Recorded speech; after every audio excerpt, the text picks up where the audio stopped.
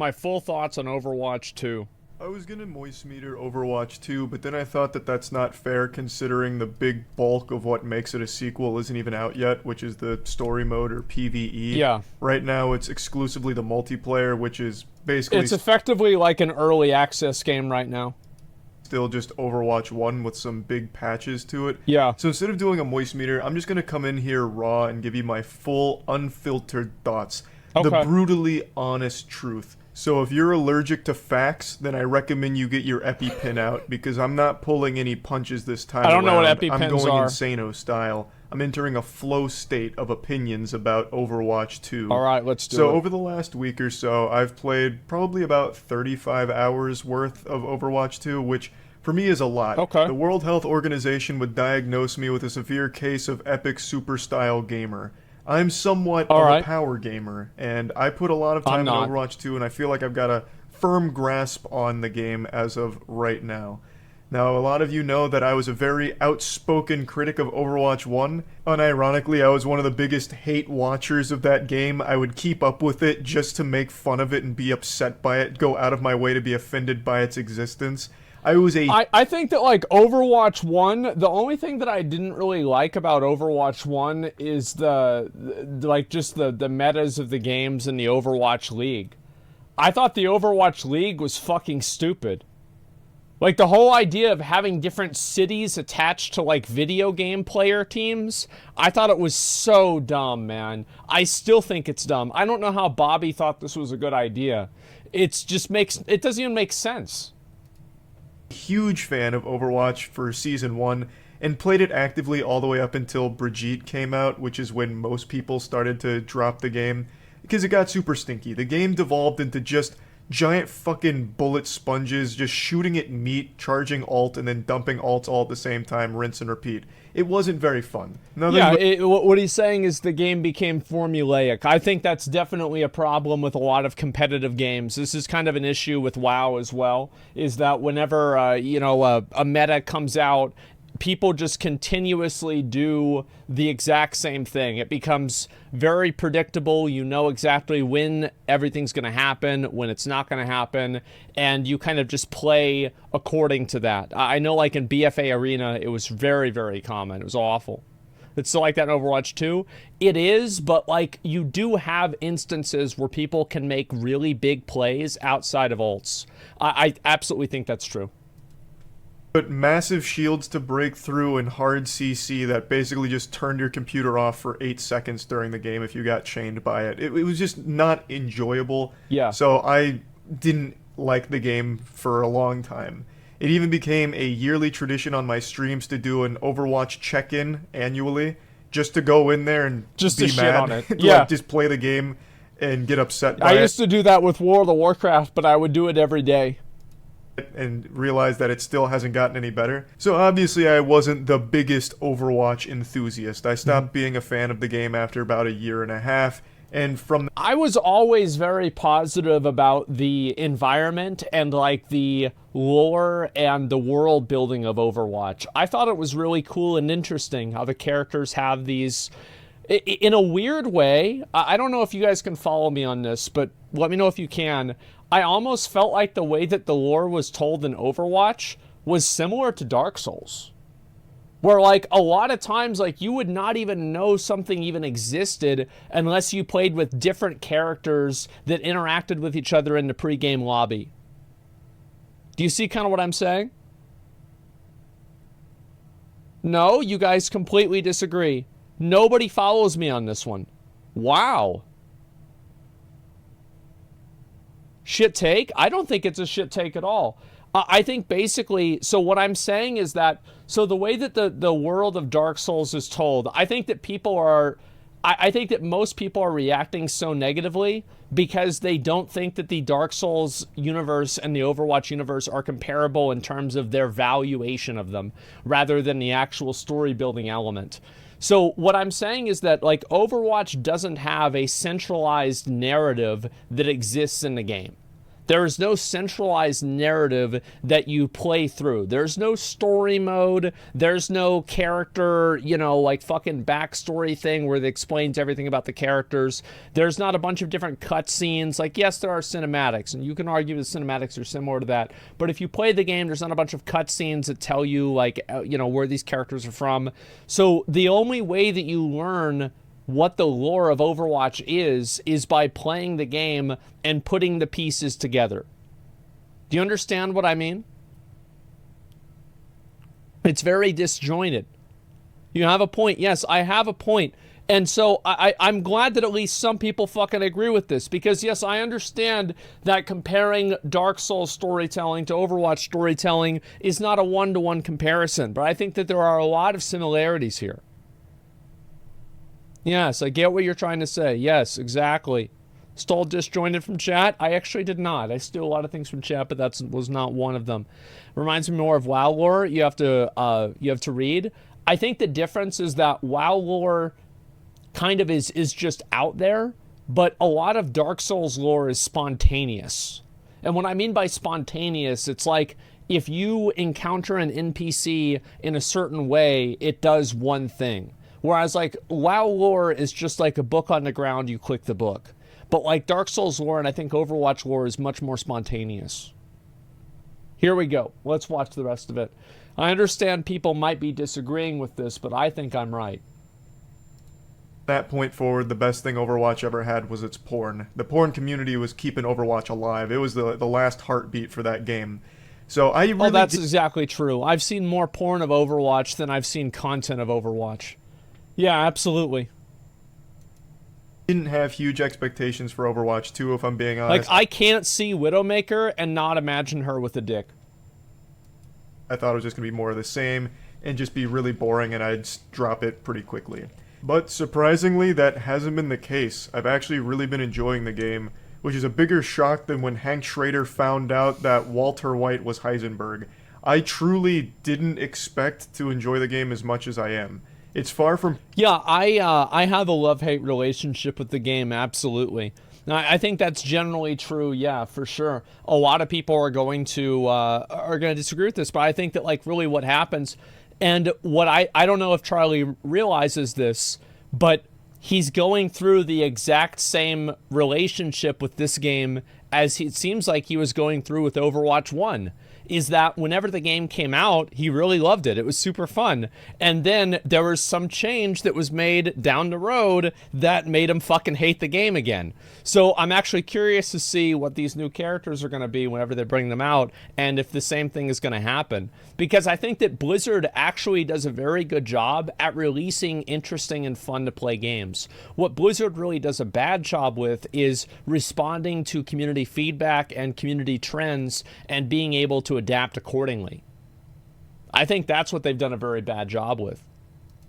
Perfect. So I want to immediately jump into the things that are wrong with the game. So first of all, everyone knows it had a laughably awful launch. Queue times that would go fucking hours and you'd never get in. You'd just be locked in this endless purgatory waiting to play the game on day one. Even day two, the servers weren't fixed. This was me. I believe it was due to being DDoSed. I think that's what Blizzard said was the main cause. Some people could play, some people couldn't, but it was an absolute mess. And it became a massive joke about how terrible day one and day two were for Overwatch 2. Another big problem with it is... It's been improved, though. Also, I don't know if he's going to bring this up, but the fact that, like, fucking Bastion still isn't playable. You still can't fucking play Bastion in the game.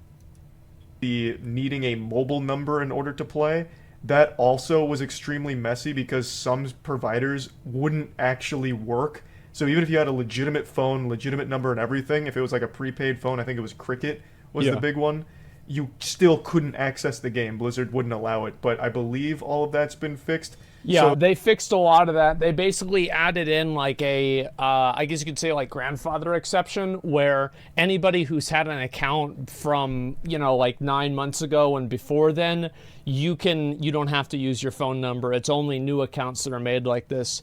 As I said, Cricket's a ratchet phone service. Anybody knows this, right? If you know somebody with Cricket, you know two things about them. Number one, their phone doesn't work. Number two, they're ratchet. It's a fact. I know it. Everybody knows it. You know it too.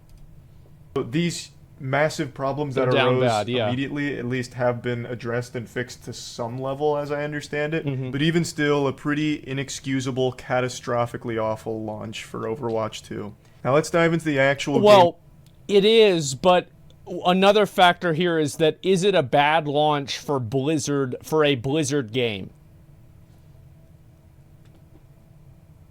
I would say in the context of it being a Blizzard game, it was about average, maybe a little bit somewhere around there. Itself. As all of the astute observers have realized, the game looks exactly like Overwatch 1. Anyone with eyes and a brain will be able to immediately recognize that not much has changed visually or gameplay-wise from Overwatch 1 to Overwatch 2. As I mentioned, it's the same game. It's not really a sequel in terms of its multiplayer. It's basically Overwatch update. But they've now lumped it all together into Overwatch 2 because that's coming out with like the PvE and everything. Yeah, so yeah. The name has changed from Overwatch to Overwatch 2, I guess mainly for marketing because it's a lot easier to generate hype around Overwatch 2 versus Overwatch 1.5. Yeah, I definitely agree with that. I think that, and also if they came out with the PvE content at the same time, I think that it would just be, it would obviously be Overwatch 2. I think that a lot of people's concerns around Overwatch 2 and frustrations around it, I think that many of the concerns and the shit talking about it, it's about the name. People are just mad that it's called Overwatch 2. Which, I'm going to be honest with you guys, I think that's stupid. I do. I think it's fucking dumb. I don't care what they I don't care what they call it. I don't care if they call it Underwatch. Who gives a shit? What else would you call it? Yeah, what else would you call it? It's a non-existent problem. Something like that. So, yes, it is still the exact same Overwatch. It's misleading, what the fuck? It's misleading. I mean, is it really misleading? They made updates, they added new maps. I don't really think that's misleading. But with some big changes to it. And Yeah. you're delusional if you don't think these changes make an impact on the game. The biggest absolutely. one by far is the switch from 6v6 to 5v5. It is an extraordinary breath of fresh air. The biggest problem with Overwatch 1, as I mentioned, was just everyone being a bullet sponge in the entire game, just being fucking meaningless until you get your ult, because everyone has massive shields, everyone has huge health, so you just shoot at a giant clump of fucking flesh and grease until you charge your ult, and then you just dump all your ults at the same time. It was so boring. And the biggest problem, the reason why that was there and such a big problem, is because of the 2-tank meta. In a 6v6, you always had 2 tank, 2 DPS, 2 healers. And those tanks always had shields and shit, so it was just really boring. Such a snooze fest. But 5v5 speeds up the pacing a ton. In role queue, you only have 1 tank. And yes, admittedly, that tank is like a fucking raid boss that somehow also spits and shits out so much DPS, it's wild. But no, it's actually like I will measure myself whenever I play the game. If I play a ranked game, did I do well? The answer to that is, did I do more damage than the tank? And if I did more damage than the tank did, I did really fucking well. I popped off that game. Still just 1 tank, which means you now as a DPS or even a healer like Zenyatta can pop off, you have much more of an impact on the outcome of the game. You're able to actually get picks more, you're able to actually have fights. Like you're able to have, like, I think one thing that games like Overwatch in general, one thing that these games are really good at, and like this is the same with BRs, is giving people hero moments where it's like you kill 3 people outside of your ult and you change the outcome of a game. And if you only have 5 people instead of 6, it becomes easier to do that. It's the same as, like, it's easier to have a hero moment in Warsong Gulch when it's a 10v10 versus in Alterac Valley when it's a 40v40. Longer just shoot at the team shield till it breaks and you get your ult. Yes. Now you can actually fight each other as opposed to just waste time until ults come online. It's just so much better. I don't think there is a single person who's played Overwatch 2 right now that says they preferred 6v6. I haven't seen that take anywhere. Not on Twitter, not on Reddit, fucking nowhere. I would have expected some people to get like nostalgic, like put a finger up their ass and be like, damn, I miss the good old days when you could have 2 tanks and do nothing for fucking 45 minutes per match. I miss it. Yeah. I hate that the game's faster now. It's such a welcome change. It is so much better. Another thing Overwatch 2 does that's just an absolute fat W is the removal of hard CC. There is still some, but like not nearly as prevalent as it was in the first Overwatch. That's definitely true. I think that CC, this has always been my perspective with CC in general, is that CC is not fun. Being crowd controlled and stunned and not being able to play your character, this is a fundamentally unfun game. And it doesn't matter whether it's WoW, whether it's Path of Exile, whether it's Overwatch. Any of these games, if you're getting CC'd, you're immediately not having fun. It sucks. I mentioned it was a huge problem there. If you got chain CC'd, it was miserable, absolutely insufferable. I would have rather cleaned a gas station bathroom with my face than play Overwatch 1 with all the stuns and all that shit. It was so bad. In That's Overwatch bad. 2, a lot of those hard CC abilities have been replaced. For example, Cassidy, I keep forgetting they changed that character's name. The old Western shooting cowboy man, gunmaster cowboy guy, he no longer has that flashbang anymore. Instead, he now has a sticky grenade. So he throws a grenade, it can stick to you, and it does a lot of damage when it blows up. I think the sticky grenade is a lot better because the sticky grenade has counterplay. Like, for example, you can use the Reaper Reaper shift to, Wraith and avoid the damage from it. Same with the Tracer ult, things like that. You can also use Roadhog's, like his fucking... like his heal, and the heal makes you take less damage. So it's very counterplayable. And I think that in general, that's something that every ability should try to do, is to have a way that you can counter it. Because if you don't have a way you can counter an ability, I think it's not very fun to play against it, just in general. A stun.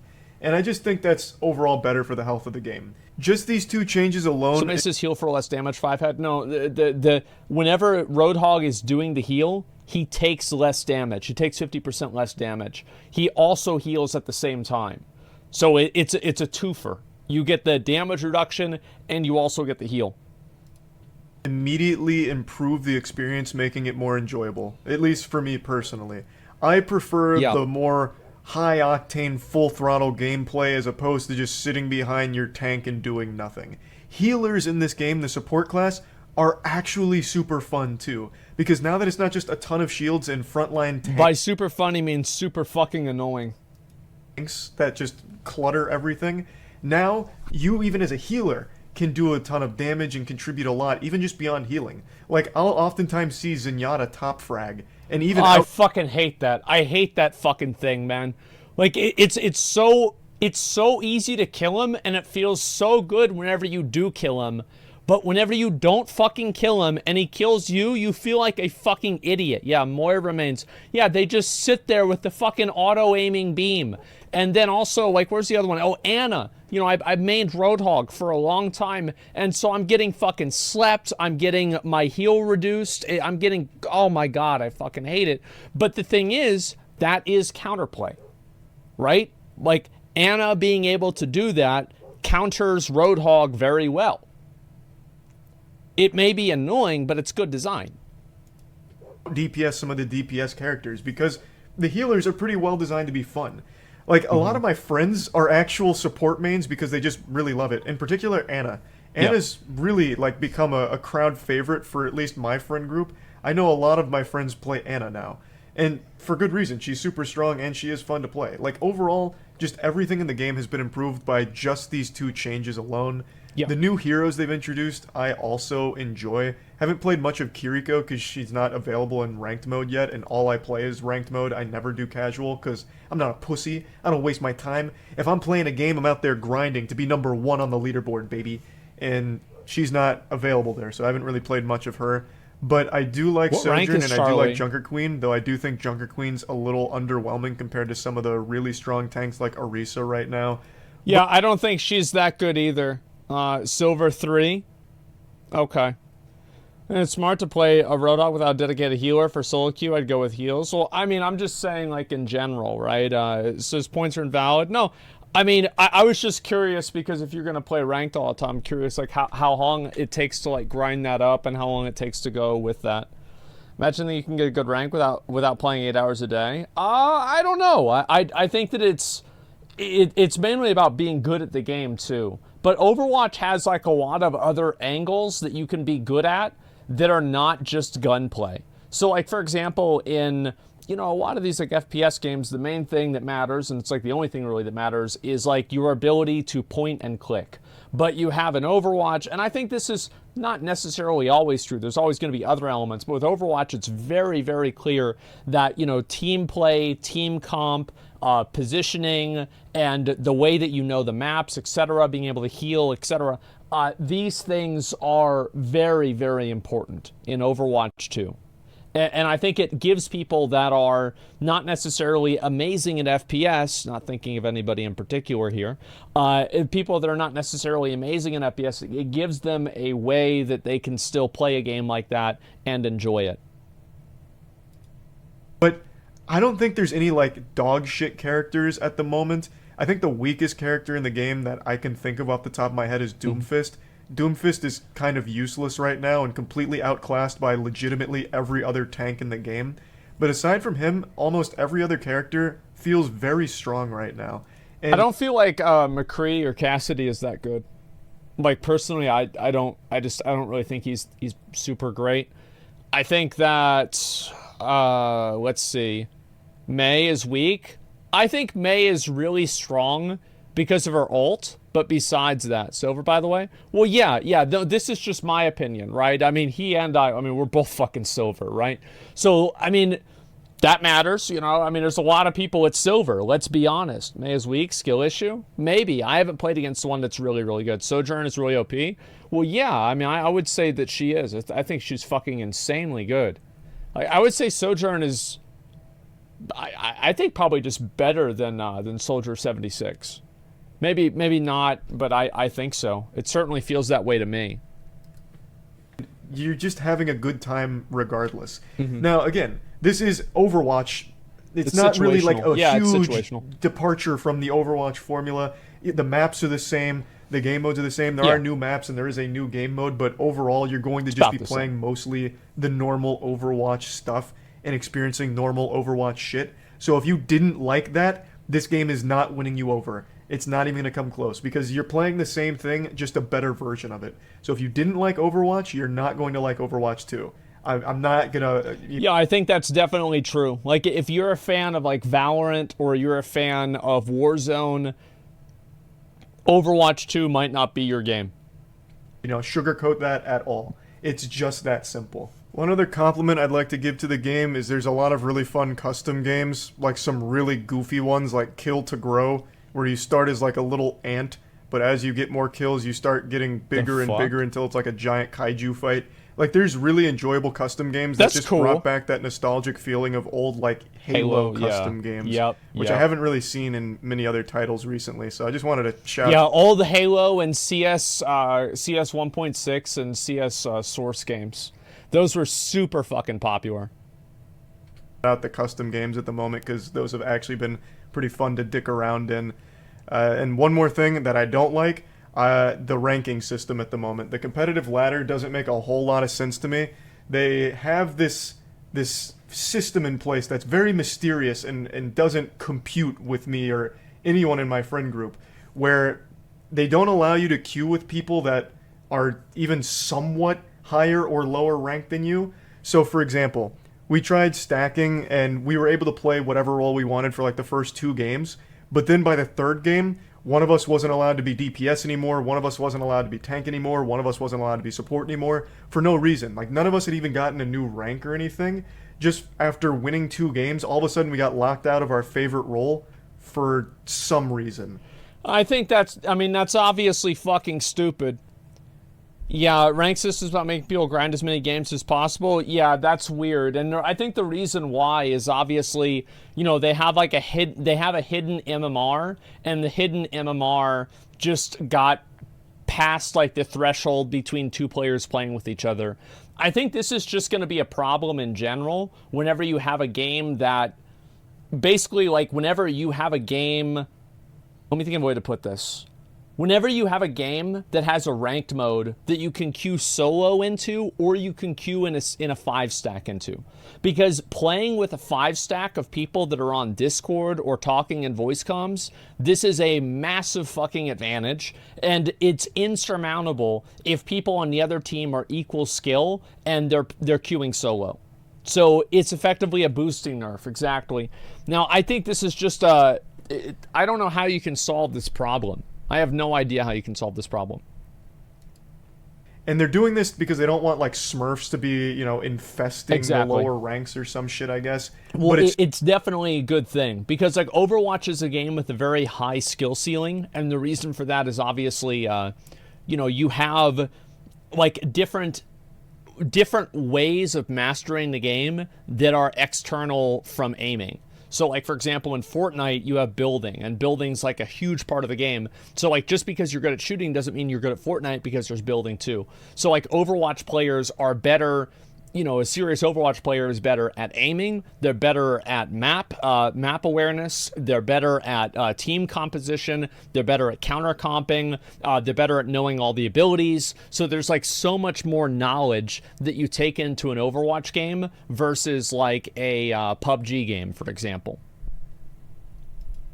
Super, super strict and really vague, like super obtuse. Nothing really makes sense about it because we all started at Bronze 5. I feel like there was some kind of bug with the game. This could be copium, but I've read a lot where like even Grandmasters started Bronze 5. After you finish your placements... I don't think that it's... I think that this might be copium. Because I think Emong ranked at Masters. Defran got Masters. XQC got Diamond. I feel like... I don't know... I think that it's fucked up, but it's probably not as fucked up as people are making it out to be. Like XQC got Masters. Oh, he did? Well, his initial placement was Diamond, right? I think so. XQC plays Silver? I don't think he plays Silver. What do you mean? Train got Bronze 5? I placed Silver 5, and then I won 7 more games, and I placed Silver 2. So I've got a long way to go.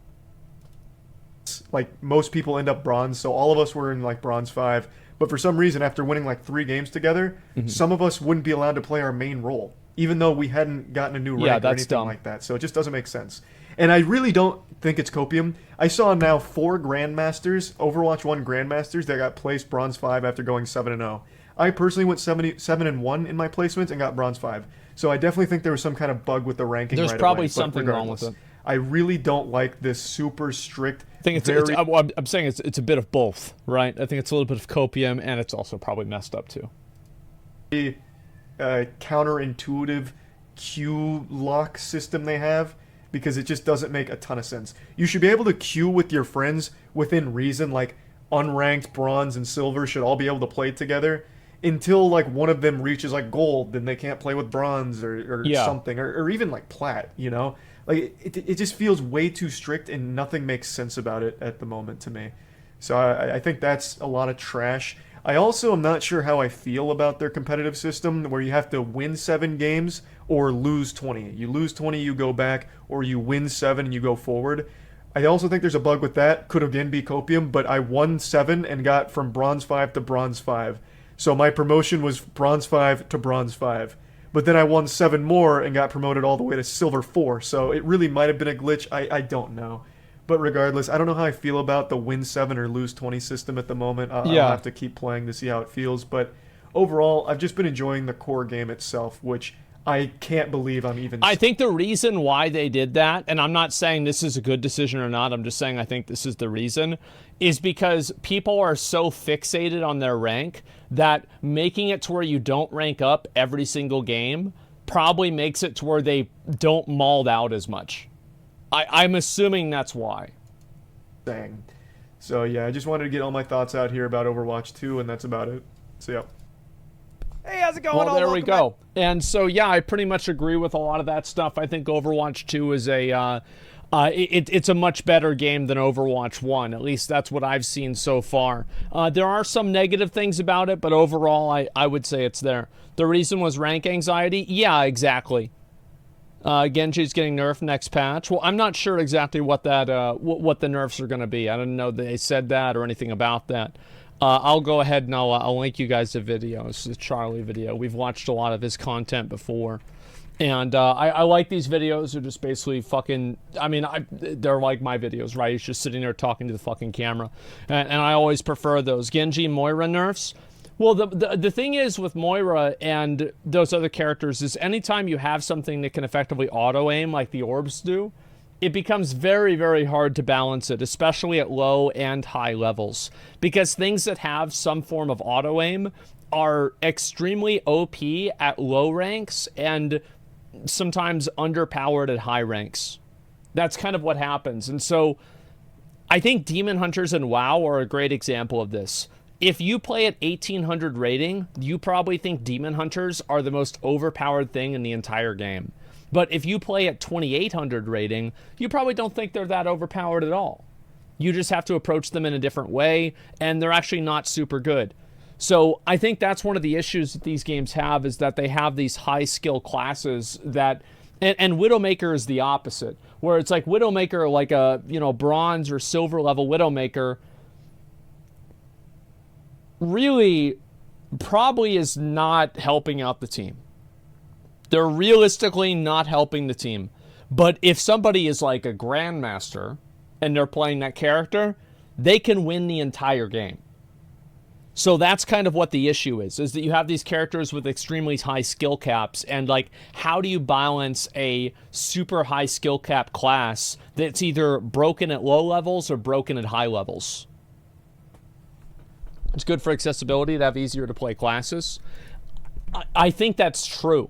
I definitely think that's true, but I'm saying that, like, it is a problem. One way or another, it is a problem that this happens.